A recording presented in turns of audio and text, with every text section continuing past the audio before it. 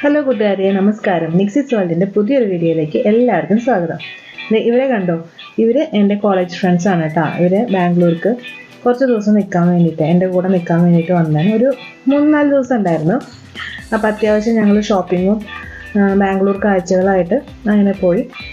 ഇത് ഞങ്ങളുടെ വീടിൻ്റെ അടുത്ത് മാൾ ഓഫ് ഏഷ്യ. അപ്പോൾ അവിടെ കാണാനായിട്ട് വന്നതാണ്. ഞാനും ഏട്ടനും മോനും പിന്നെ ഇവർ രണ്ടുപേരും അങ്ങനെ ഉണ്ടായിരുന്നു. ഇവർ ഫാമിലി ഒന്നും കൂടെ ഇല്ല, ഇവർ രണ്ടുപേരും തന്നെയാണ് വന്നിരിക്കുന്നത്. അതിന് ഇവരുടെ രണ്ടുപേരുടെയും ചേട്ടന്മാരോട് എനിക്ക് ബിഗ് താങ്ക്സ്. അവർ രണ്ടുപേരും എൻ്റെ അടുത്തേക്ക് തന്നെ അയച്ചതിന്. ഞങ്ങൾ രാവിലെ ചിക്പേട്ടിലൊക്കെ പോയി അത്യാവശ്യം ഷോപ്പിങ്ങൊക്കെ ചെയ്തു. അപ്പോൾ ആ സമയത്തുള്ള വീഡിയോസൊന്നും ഞാൻ എടുത്തിട്ടില്ല. കാരണം ഞാൻ തനിച്ച് അല്ലെങ്കിൽ ഇവരെ കൊണ്ട്, തനിച്ചെന്ന് പറയാൻ പറ്റില്ല, ഇവരെ കൊണ്ട് എൻ്റെ റെസ്പോൺസിബിലിറ്റിയിൽ ഞാൻ സിറ്റിയിലൊക്കെ തനിച്ച് പോകുന്നത് ആദ്യമായിട്ടാണ്. മിക്കപ്പോഴും എൻ്റെ കൂടെ ഏട്ടന് ഉണ്ടാവാറുണ്ട്.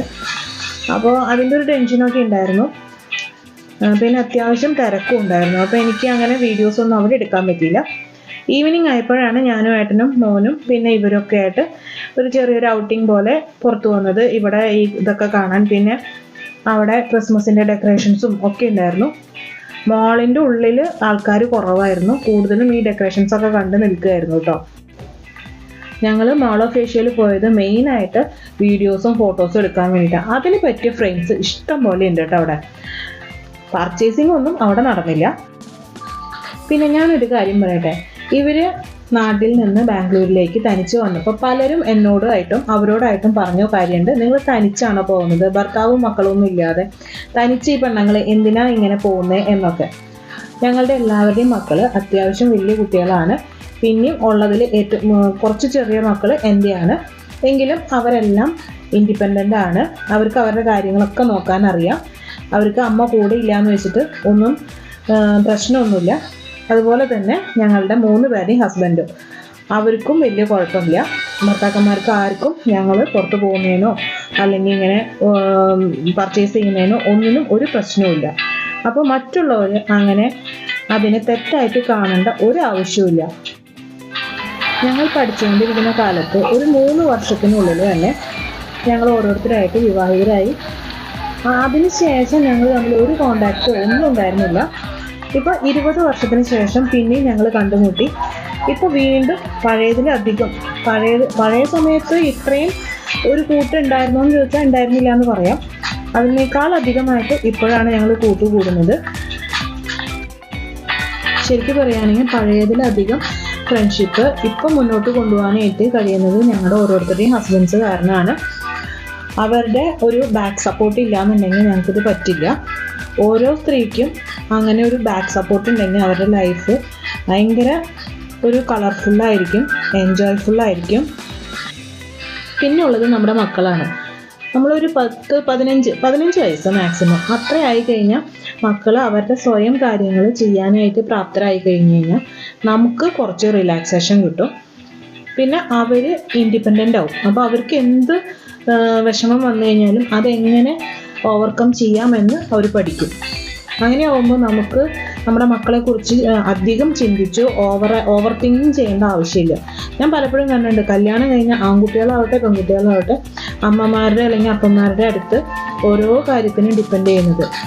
അല്ലെങ്കിൽ ഈ പാരൻസിന് അവരെ കുറിച്ച് ഭയങ്കര ഉത്കണ്ഠയായിരിക്കും.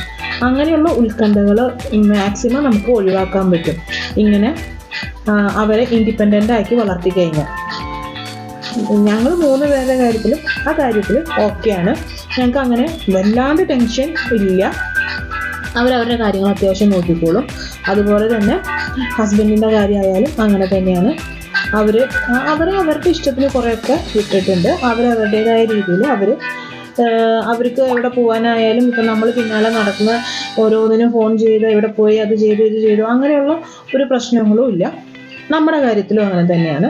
അതുകൊണ്ട് തന്നെ നമുക്ക് എവിടെ പോകാനായാലും ഒരു ഫ്രീഡം ഉണ്ട് എന്ന് കരുതി ആ ഫ്രീഡം നമ്മൾ ആരും മിസ്യൂസ് ചെയ്യാൻ പാടില്ല.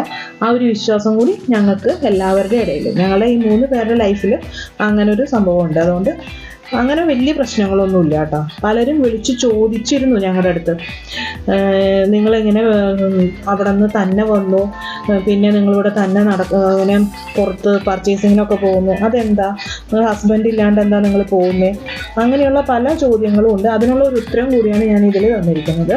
അല്ലാതെ തൻ്റെടി എന്നുള്ള ഒരു രൂപമല്ല കേട്ടോ. ഇത് മാൾ ഓഫ് ഏഷ്യയുടെ ഉൾവശമാണ് കേട്ടോ. ഞാൻ പറഞ്ഞില്ലേ, അത്യാവശ്യം നമുക്ക് നന്നായിട്ട് ഫോട്ടോസും വീഡിയോസൊക്കെ എടുക്കാനുള്ള ഫോട്ടോ ഫ്രെയിംസ് ഇഷ്ടംപോലെ ഉണ്ട്. ഞങ്ങൾ കുറച്ച് ഫോട്ടോസൊക്കെ എടുത്തു, ഗ്രൂപ്പായിട്ടും ഒറ്റയ്ക്കും ഒക്കെ. 2 പേര് ഓടുന്നത് സെഫോറയിലേക്കാണ്. അവർ അവിടെ മേക്കപ്പിൻ്റെ സാധനങ്ങൾ മേടിക്കാൻ വേണ്ടിയിട്ടാണ് കേട്ടോ. എൻ്റെ ഫ്രണ്ട്സിൽ ഒരാൾ മേക്കപ്പ് ആർട്ടിസ്റ്റാണ്. കേരളത്തിൽ ഒരുവിധം സ്ഥലങ്ങളിലൊക്കെ അവൾ വർക്ക് എടുക്കുന്ന ഒരു ആളും കൂടിയാണ്. അപ്പോൾ അവൾ അവിടെ നിന്ന് അത്യാവശ്യം സാധനങ്ങളൊക്കെ മേടിച്ച് വന്നുകൊണ്ടിരിക്കുകയാണ്. ഒരാൾ അതിൻ്റെ ഇടയിൽ എപ്പോഴും പുറത്തേക്ക് കടന്നു, ഒരാൾ വരുന്നേ ഉള്ളൂ.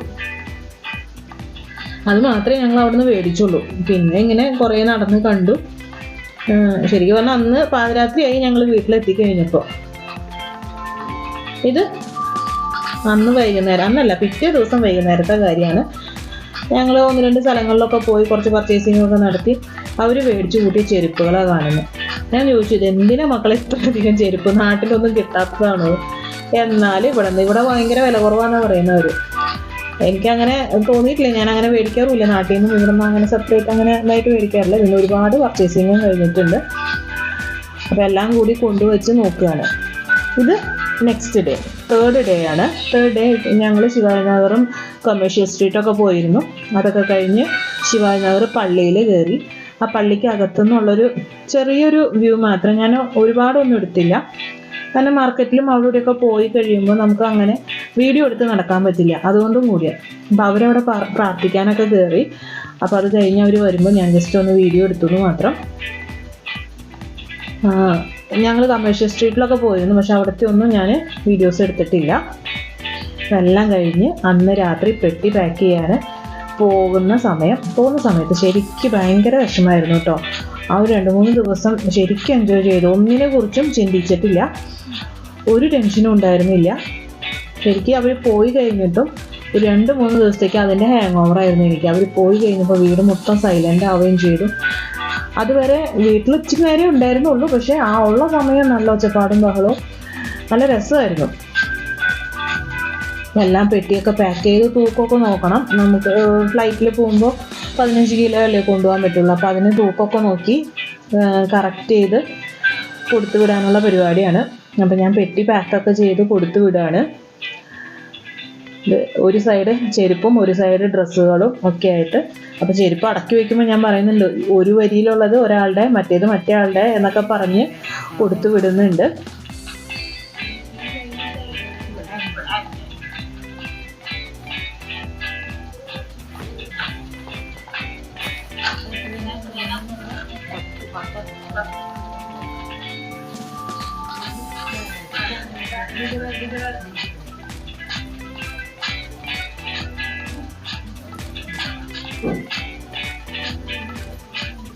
ശരിക്കും പറഞ്ഞാൽ അവിടെ നിന്ന് ഞങ്ങൾ പോരുമ്പോൾ അടുത്തത് എപ്പോൾ നമുക്ക് കൂടാം എന്നും ചോദിച്ചിട്ടാണ് ഞങ്ങൾ അവിടെ നിന്ന് പിരിയുന്നത് തന്നെ. ശരിക്കും വീട്ടിൽ വന്നിട്ട് അവർ പോകുമ്പോൾ ഭയങ്കര വിഷമമായിരുന്നു കേട്ടോ. പോയി കഴിഞ്ഞപ്പോൾ ഇത്ര പെട്ടെന്ന് ദിവസങ്ങൾ കഴിഞ്ഞു പോയി. ഒരു 3-4 ദിവസം എന്ന് പറയുമ്പോൾ കണ്ണടച്ച് തുറക്കുമ്പോഴേക്കും കഴിഞ്ഞു പോയ പോലെ തോന്നിയിരുന്നു. പിന്നെ അവർക്ക് അവരുടെ വീട്ടിൽ പോകാതിരിക്കാൻ പറ്റില്ലല്ലോ, നമുക്കും എന്നും ഇങ്ങനെ ചുറ്റി കറങ്ങാൻ പറ്റില്ല. പക്ഷെ ആ ഒരു 4 ദിവസം ശരിക്കും എൻജോയ് ചെയ്തു. ഒന്നിനെ കുറിച്ചും ചിന്തിച്ചിട്ടില്ല. അങ്ങനെ ഒരു വർഷത്തിലൊരു 3-4 ദിവസം കിട്ടാന്ന് പറഞ്ഞു കഴിഞ്ഞാൽ ആ ഒരു വർഷം മൊത്തം നമുക്ക് നല്ല എനർജറ്റിക് ആയിട്ട് നിൽക്കാനുള്ള ഒരു റീചാർജിങ് കൂടിയാണ്. ഭയങ്കര എനർജറ്റിക് ആയിരുന്നു കേട്ടോ അവർ വന്ന സമയത്ത്. ഏട്ടൻ പറഞ്ഞു, നീ എന്ത് പാതിരാ ഓടി നടന്നിരുന്ന ഓരോ കാര്യത്തിന് എന്ന്. ഭയങ്കര സന്തോഷവും ഒക്കെ ആയിരുന്നു. ഇതിപ്പോൾ ഞാൻ ഇതിന് സൗണ്ട് ഓവർ കൊടുക്കുമ്പോൾ ഇതൊക്കെ കാണുമ്പോൾ ഭയങ്കര സങ്കടം തോന്നുന്നു അവർ വന്നു പോയത്. ഇതിപ്പോൾ തൂക്കം നോക്കുന്നതാണ്, കറക്റ്റ് 15 കിലോ ആക്കുന്നതിൻ്റെ തിരക്കിലാണ്. പക്ഷെ എല്ലാം കൊണ്ടുപോകാനൊക്കെ പറ്റിയിട്ട് അവർ മേടിച്ചതൊക്കെ കൊണ്ടുപോകാനൊക്കെ പറ്റി. വലിയ കുഴപ്പമൊന്നും ഉണ്ടായില്ല. എല്ലാം കറക്റ്റായിട്ട് പാക്ക് ചെയ്ത്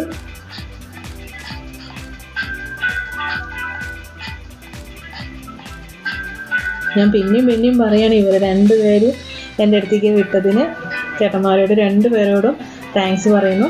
ഒപ്പം ഇവരുടെ കൂടെ കറങ്ങാൻ എന്നെ വിട്ടതിന് എൻ്റെ ചേട്ടൻ്റെ അടുത്തും. ശരിക്കും വിട്ടു എന്ന് പറയാൻ പറ്റില്ല, നിങ്ങൾ നിങ്ങളുടെ ഇഷ്ടത്തിന് എന്താണെന്ന് വെച്ചാൽ ചെയ്തോ എന്നേ പറഞ്ഞിട്ടുള്ളൂ. എയർപോർട്ടിലാണിത്. എയർപോർട്ടിലെത്തി അവിടെ എത്തിയപ്പോൾ അവർക്ക് തന്നെ പോകുന്നതിൻ്റെ ഒരു ചെറിയൊരു ടെൻഷൻ ഉണ്ട്. ആ ടെൻഷൻ്റെ ഇതിൽ ഒരു ബാഗ് മറന്നു. അതാണ് ചോദിക്കുന്നത്, അതിൻ്റെ ബാഗ് എവിടെ പോയില്ല. കുഴപ്പമൊന്നും ഉണ്ടായില്ല, എല്ലാം കൊണ്ടും ഓക്കെ ആയിരുന്നു. ഇവർ ഇവിടെ വന്നിട്ട് പോകുമ്പോൾ ഇവർക്ക് ആകെ കൂടി ഒരു ബുദ്ധിമുട്ട് മെയിനായിട്ടുണ്ടായിരുന്നത് ഫുഡിൻ്റെ കാര്യത്തിലാണ്. കാരണം പുറത്ത് പോയിട്ട് ഇവിടെ പുറത്തുനിന്ന് മേടിക്കുന്ന ഫുഡൊന്നും അവർക്ക് പറ്റുന്നുണ്ടായിരുന്നില്ല. ബാംഗ്ലൂർ ഒരുപാട് മലയാളി റെസ്റ്റോറൻറ്റ് ഉണ്ട് എങ്കിലും നമ്മൾ പർച്ചേസിങ്ങൊക്കെ കഴിഞ്ഞ് വരുമ്പോൾ ചിലപ്പോൾ ആ ഒരു ഏരിയയിലേക്ക് ആവില്ല എത്തുക. അപ്പോൾ ചിലപ്പോൾ പർച്ചേസിങ്ങൊക്കെ കഴിഞ്ഞ് 2 മണിയൊക്കെ ആയിട്ടുണ്ടാവും ഉച്ചക്കലത്തെ ഫുഡിൻ്റെ സമയം. അപ്പം നന്നായി വിശക്കുന്ന നേരം നമ്മൾ അവിടെ എന്താണോ അല്ലെങ്കിൽ എവിടെയാണോ ഒരു റെസ്റ്റോറൻറ്റ് കാണുന്നത് അവിടെ കയറുന്നു. മലയാളി റെസ്റ്റോറൻറ്റ് അന്വേഷിച്ച് പോകാനുള്ള ടൈമും ഇല്ല. പിന്നെ നമ്മുടെ കയ്യിൽ അത്യാവശ്യം ലഗേജും ഉണ്ടാവും. അപ്പോൾ അതൊക്കെ താങ്ങി പിടിച്ച് കൊണ്ടുപോകാന്ന് പറയുന്നത് ഒത്തിരി ബുദ്ധിമുട്ടാണ്. അപ്പോൾ മിക്കതും എവിടെ കാണുന്നു അവിടെ കയറും. അപ്പോൾ ആ ഫുഡ് അവർക്ക് അത്രയും അങ്ങോട്ട് ശരിയാവുന്നുണ്ടായിരുന്നില്ല. പുറത്ത് പോയി കഴിക്കുന്ന ഫുഡ് മാത്രമേ ബുദ്ധിമുട്ടുണ്ടായിരുന്നുള്ളൂ. വീട്ടിലെ ഫുഡൊക്കെ അവർ ഓക്കെ ആയിരുന്നു. ശരിക്കും ഞങ്ങൾ 3 പേരും നന്നായിട്ട് എൻജോയ് ചെയ്തു. വേറെ ഒന്നിനെ കുറിച്ചുള്ള ടെൻഷനോ ഒന്നുമില്ലാതെ ഞങ്ങൾ അവരെ എയർപോർട്ടിലേക്ക് കയറ്റി വിട്ടതിന് ശേഷം അവിടെ നിന്ന് പോന്നു. അധികം നേരം നമുക്കവിടെ നിൽക്കാൻ പറ്റില്ലല്ലോ. അപ്പോൾ ഞങ്ങൾ അവിടെ നിന്ന് പോരുമ്പോൾ ആ എയർപോർട്ടിൻ്റെ കുറച്ച് വ്യൂസ് ഒന്ന് എടുത്തുവെന്ന് മാത്രം. നല്ല ഭംഗിയാണ് കേട്ടോ ബാംഗ്ലൂർ എയർപോർട്ട് കാണാനായിട്ട്. അപ്പോൾ അതൊന്ന് ജസ്റ്റ് വ്യൂ എടുത്തുവെന്ന് മാത്രം. അവരതിൻ്റെ ഉള്ളിലേക്ക് പോയി. ആ ഗേറ്റ് കടന്ന് പോകുന്നത് വരെ ഞങ്ങൾ അത്യാവശ്യം അവിടെ നിന്നിരുന്നു. അത് കഴിഞ്ഞപ്പോൾ ഞങ്ങൾ അവിടെ നിന്ന് പോന്നു. പിന്നെ ഞാൻ പറഞ്ഞതിൽ എന്തെങ്കിലും നെഗറ്റീവോ പോസിറ്റീവോ ആയിട്ടുള്ള അഭിപ്രായങ്ങളുണ്ടെങ്കിൽ കമൻറ്റ് ചെയ്തോളൂ കേട്ടോ. പിന്നെ എൻ്റെ വീഡിയോ ഇഷ്ടപ്പെടുകയാണെങ്കിൽ ലൈക്ക് ചെയ്യുക. സബ്സ്ക്രൈബ് ചെയ്യാതെ കാണുന്ന കൂട്ടുകാരുണ്ടെങ്കിൽ ഒന്ന് സബ്സ്ക്രൈബ് ചെയ്തേക്കണേ. ഇത് കുറച്ച് അകലെ തന്നെ ബാംഗ്ലൂർ എയർപോർട്ടിൻ്റെ ഒരു വ്യൂ ആണ്. ഞങ്ങൾ തിരിച്ചു പോരുമ്പോൾ ഞാൻ എടുത്തതാണ്. പിന്നെ ഞങ്ങൾ എടുത്ത കുറച്ച് ഫോട്ടോസും കൂടി ഞാൻ ഇതിൻ്റെ കൂടെ ആഡ് ചെയ്യുന്നുണ്ട്. ലൈക്ക് ചെയ്യാൻ മറക്കരുത്.